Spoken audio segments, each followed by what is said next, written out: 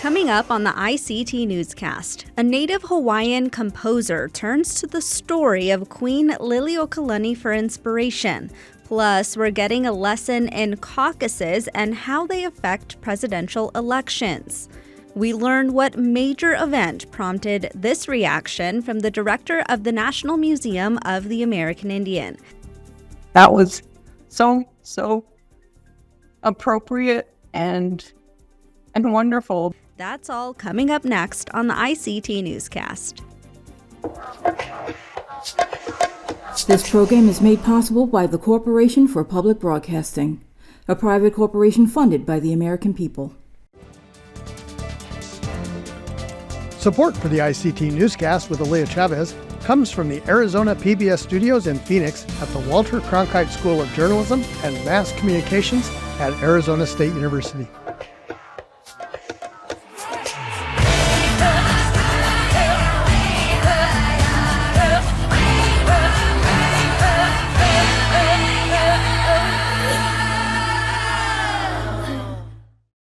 Amidawa Hopa, thank you for joining us. I am Aaliyah Chavez. New research indicates that the number of children who died at Indian boarding schools could reach far beyond current estimates. Even worse, the research indicates that the practice of sending sick children home likely infected natives all across Turtle Island, pushing the death toll related to schools even higher. ICT's Mary Annette Pember has more. In his doctoral dissertation, Preston McBride says records show up to 40,000 children may have died at the schools. A 2021 federal report estimated 500 students died, but said that number could soar.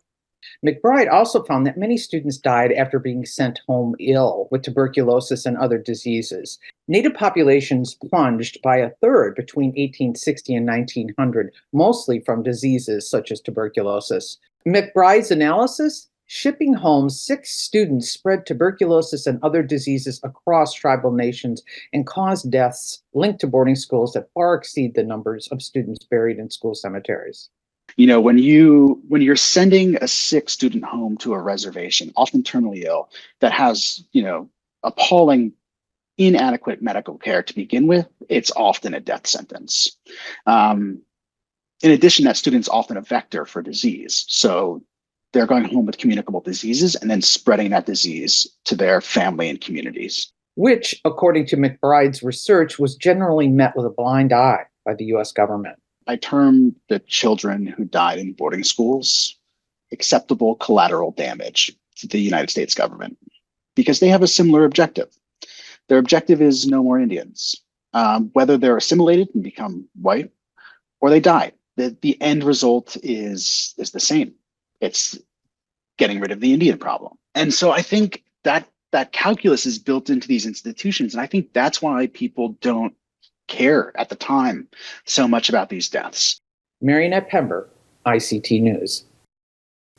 We turn now to the Pacific Northwest, where Yurok tribal citizens are engaged in a major habitat restoration project. Stuart Huntington has more on efforts to restore vegetation in the Klamath River Valley as the world's largest dam removal project picks up steam. 4 dams along the Klamath River that starts in Oregon and flows through California to the Pacific are coming down. And as the water is drained from the reservoirs behind them, huge tracts of land are exposed for the first time in decades. Yurok tribal members are on the front lines restoring the river habitat, seed by seed. There's a lot. I think there's 2,200 acres or something of land that needs to be reseeded, and so we have our work cut out for us. The plan is that someday in the not-too-distant future, the Klamath River will flow freely again. It's a vision that grew out of some long-standing tribal efforts. The tribes of the basin and our partners have been working on this for a really long time, like actually trying to get these dams removed for over 20 years. And, at the early on, we were just kind of laughed out of the room. But, people persevered and we lost a lot of battles along the way, but we won some. And here we are. It's massive for the indigenous people, especially, but all the people of the Klamath Basin who care about the ecosystem, because the river is such an important aspect of tribal people's lives. We believe we evolved here on the banks of this river and kind of hand in hand. And, Yurok tribal people and other tribes along in the Klamath Basin feel like our health is directly tied to the health of the river. And if you have a river that's impaired and a river that's unhealthy, then the people are going to be unhealthy also. And this has been the status quo for a long time. The river has been unhealthy, and the fish runs have been depleted, and there hasn't been a whole lot of positivity around the river and its health until recently, when we started moving in the direction of dam removal and worked so hard to, many people worked so hard to get us here. And now we have this huge movement forward in the right direction. It feels like. Don't get me wrong, we still have a lot of work to do to heal this basin. Dam removal is the single largest step we can take in the right direction, but it's only one step of many. We're going to be working to restore this basin for generations, because it's taken generations to get us to this point of degradation that we've been experiencing the last couple of decades. So it's a huge victory for river advocates, but the fight isn't over to restore this basin, and we're going to be here working for a really long time. Stuart Huntington, ICT News. 2024 is a presidential election year, which means discussion around candidates and poll numbers rage on. ICT's political correspondent, Polly Dinette-Claw, reports our first in a new series called Politics 101. First up, primary election versus caucus. What's the difference between the two, and how do they affect our presidential elections? We have two processes for selecting our presidential nominee from each of the parties. I'm from New Mexico, and we have a primary election. It did not occur to me that other states have a different way of selecting a party candidate for the general ballot in November. Cue the Iowa caucuses that kick off the 2024 election season. Why are the Iowa caucuses so important? In American politics, Iowa has come first. It has acted as that filter, which filters out much of the early nominees to see if they have legs to go to the rest of the country. There's many critiques, particularly on the Democratic side of the House here, because it's not demographically representative and because it has such low turnout. How could it be a good filter for the country? But what exactly are caucuses, and how does the process work? The way that I like to explain it is letting folks know it's a community meeting. It's like a chapter house meeting where folks will come together, though, and it's meant to have really good camaraderie, talk about who they're going to elect in terms of candidates and about the issues, and also a little strategy if you try to get some people to your side, because during this caucus, at the end, you still need to vote. And you need to try to gather as many votes as you can for your candidate or your side or your issue. The allure of caucuses is community building, coming together over burnt coffee and stale pastries to talk about the pros and cons of each candidate. Unfortunately, it comes with a whole host of issues, intended or not, that leads to lower participation. Just 15% of registered Republican voters participated this year. Those 110,000 participants chose the Republican candidate for 752,000 registered Republican voters. That is a large gap. So having early voting, being able to turn in your ballot for weeks and weeks over time is a good thing. Caucuses prohibit that ability. And so you have to show up on one day for a few hours and you have to be there. And so in general, it's fairly undemocratic as a system. A majority of states have a primary election where voters head to the ballot box to choose their party's candidate. There's often weeks of early voting and the option for mail-in ballots. Only Iowa, Nevada, North Dakota, and Wyoming have caucuses. Well, Nevada this year will have both a primary and a caucus. I know, very confusing. It's important to know the voting registration requirements and deadlines for the state you reside in. The official route is to go to your state Secretary of State. So if you type in your state, California, and Secretary of State, voting, it will pop up and it will take you through the process. It'll give you all of the rules. It'll have a polling place locator. It'll often allow you to register to vote if online voter registration is possible. If not, it'll show you how to do it. That is one avenue to being able to get that information.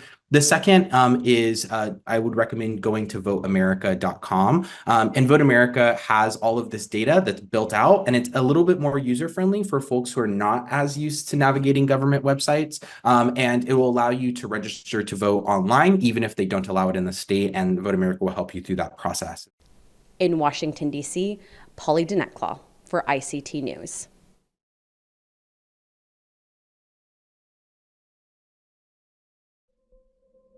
Hotter summers, longer pollen seasons, and record rainfalls. These changing patterns are putting our health and the health of those we love at risk. So, communities around the country are taking steps to prepare. State, local, and tribal health officials are using the Building Resilience Against Climate Effects framework developed by the Centers for Disease Control and Prevention, called BRACE for short. The 5-step process is used to develop strategies and programs that help communities prepare a coordinated community response to the health effects of a changing climate. Step 1 is identifying what climate effects are relevant locally, how those might lead to new or expanded health threats, and who is most at risk. The next step is to calculate expected impacts on the local population, and then rank the severity of each threat. This is called projecting the disease burden. What it does is it helps health officials tackle the worst risks first. Step 3 is to identify ways the community can intervene to prevent or reduce health effects. For example, health officials who are expecting more high heat days might consider if it would be more effective to open community cooling centers or to collaborate on housing and development plans to protect vulnerable residents. Then in step 4, health officials work with other community sectors to develop and implement their plan. For example, health officials may work with city planners to reduce the impact of urban heat islands, or with broadcast meteorologists to alert people to prepare for extreme weather. Step 5 is evaluation. Health officials assess the success of their adaptation plans and gather lessons learned to apply for future activities. These 5 steps in the BRACE framework are designed to be flexible and responsive to local needs. Any community, whether urban, suburban, rural, or tribal, can use BRACE to prepare for the local health impacts of a changing climate. To learn more, visit cdc.gov/climate and health. Lehua Lanzalati is pushing the boundaries of storytelling through opera. The Native Arts and Culture Foundation awarded the Pulitzer Prize finalist a SHIFT grant. Shirley Snavy has the story on how she turns to Hawaiian history, language, and imprisonment.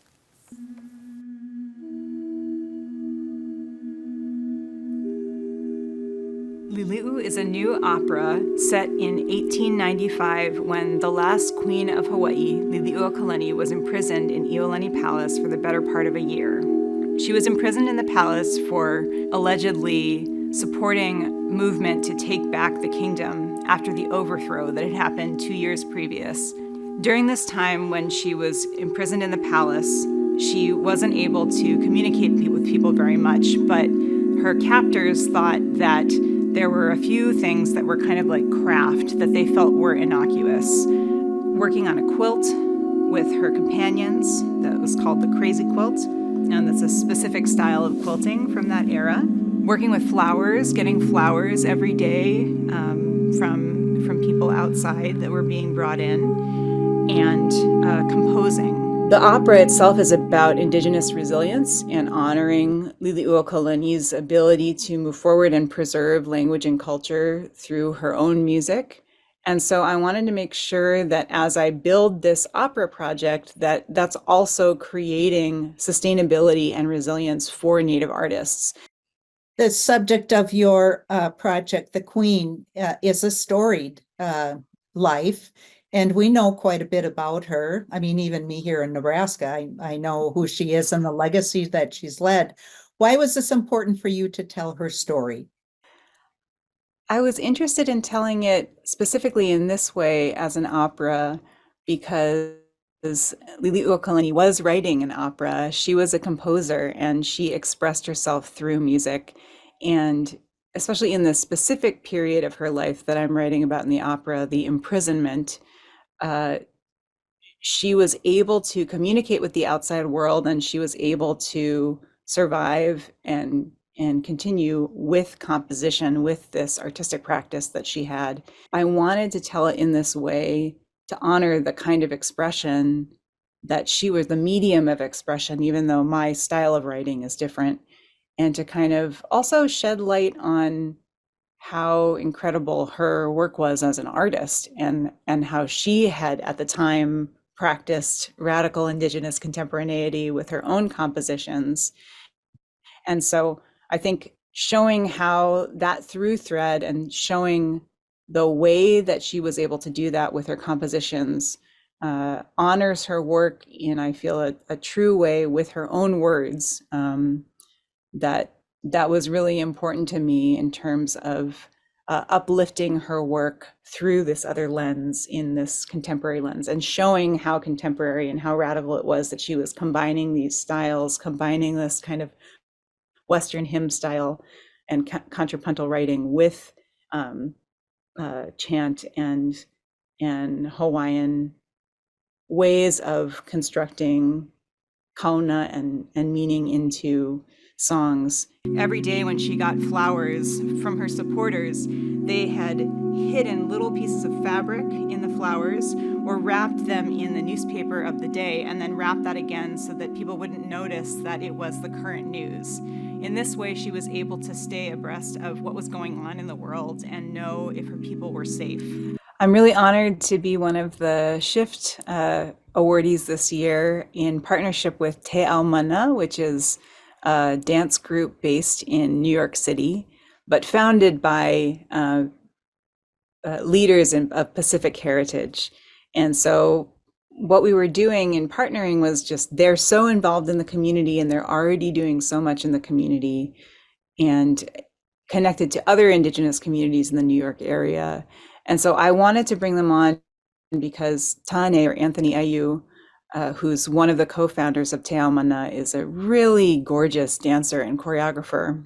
What we ended up submitting and what we will be doing for our Shift project is that Te Ao Mana will not just be the dancers for the opera with Tane doing the choreography, but they will also be community partners, so that in the time leading up to the opera, there'll be free dance classes for the community, and there'll be different opportunities for community to come together, with the idea that leading up to the opera, we have these other community offerings so that the experimental opera at the end is the big party that the community gets to come to. She was able to write these songs that sounded like they were about the beautiful flowers or they were about a beloved person, but in fact they were through kauna, or the hidden meaning, expressing her love for her people. And she says in one of them that was published in a Hawaiian newspaper, you know, the one refrain of my heart is for the love of my people.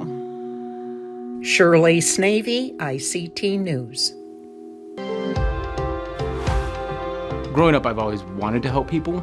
I remember stories of my mom telling me, walking down the aisle at the grocery store and just asking people, how are you doing today? As a nurse, we're taught to lay hands, and that's so much healing. A lot of people don't get that loving touch. And as a nurse, going back to the reservation, I think, man, like, how much impact can you make just loving people right? I think for a long time, the Native American people have been fed this lie of you're dependent upon, say, the government.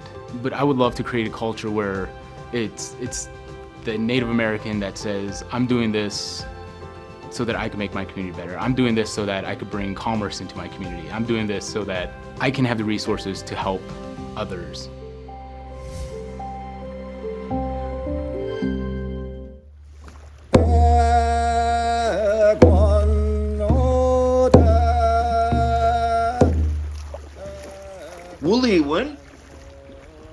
Lili'uokalani, thank you. Wooly is good. So Lili'uokalani is thank you in a good way.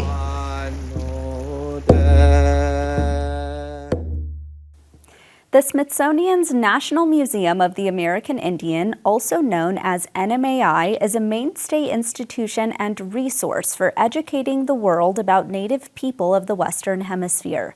It operates 3 facilities, which includes 2 in Washington, D.C. and 1 in New York City. The NMAI staff also care for one of the world's most expansive collections of Native artifacts. Cynthia Chavez Lamar is the director of NMAI, and she has been included in some big honors recently. Cynthia Chavez Lamar, the last time that you joined the ICT Newscast was in January of 2022, and you had just taken the leadership role at NMAI. And you've been through so much since then. I just want to take a moment to catch our viewers up. You were named to Forbes 50 Under 50 Impact list, and you were also inducted into the American Academy of Arts and Sciences. Has any of this settled in for you yet? Well, it was really a little bit overwhelming because those 2 things happened in a short period of time. And I recall getting an email from the American Academy of Arts and Sciences, and sort of put it aside, and then a day later actually read it, and I was just kind of perplexed. I was like, really? So, of course, it was a wonderful surprise.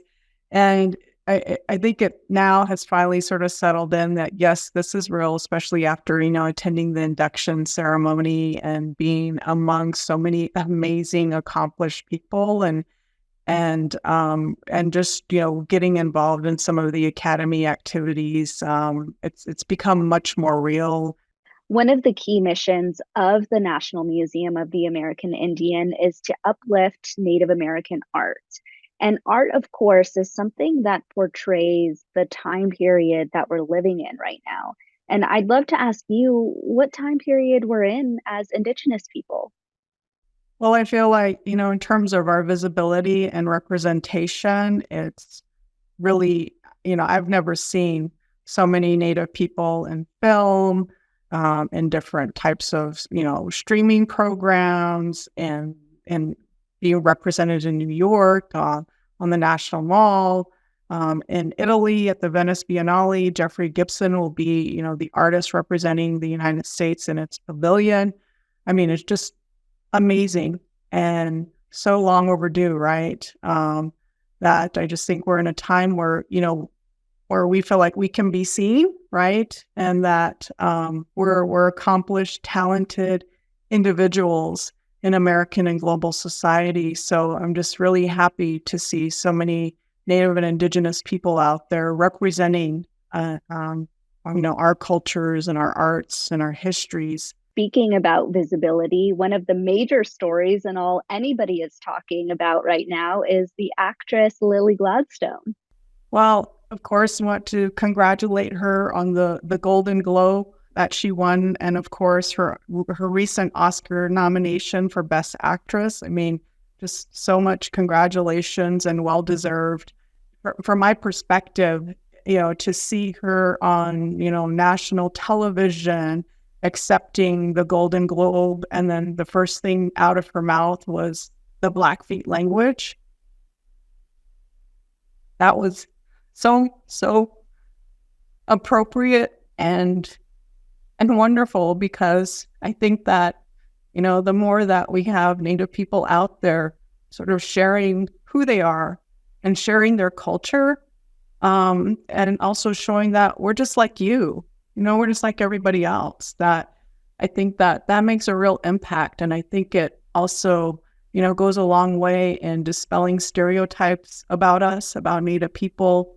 She seems to be very intentional in all of the stages that she shows up in. I've noticed that she's either wearing a Native designer or Native jewelry, Native earrings even. Oh, yeah. I mean, and now we have, so many more opportunities to represent, Native creatives in that way, right? And to what we wear, the music we listen to, shows that we watch, like Reservation Dogs. So I think that, again, just going back to that visibility and representation, it's so important to feel like, we're here and we're part of American and global society.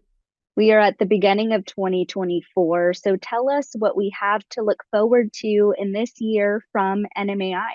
So 2024 is going to be a great, amazing year for the National Museum of the American Indian. We are celebrating 3 anniversaries this year because we have 3 locations. We're celebrating 20 years on the National Mall. This building that I'm in right now was opened in 2004. So we will be celebrating the National Museum of the American Indian in partnership with the Center for Folklife and Cultural Heritage by producing this year's Folklife Festival on the National Mall, which is titled Indigenous Voices of the Americas.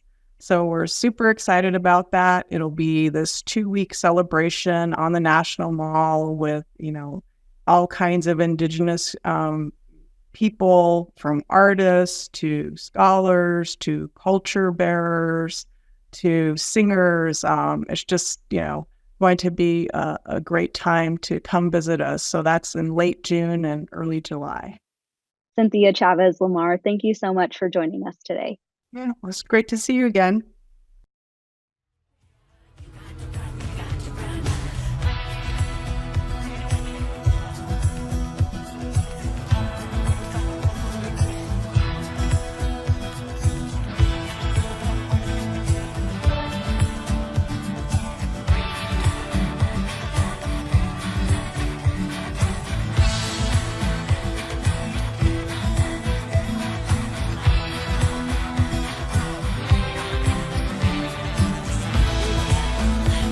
This program is made possible by the Corporation for Public Broadcasting, a private corporation funded by the American people.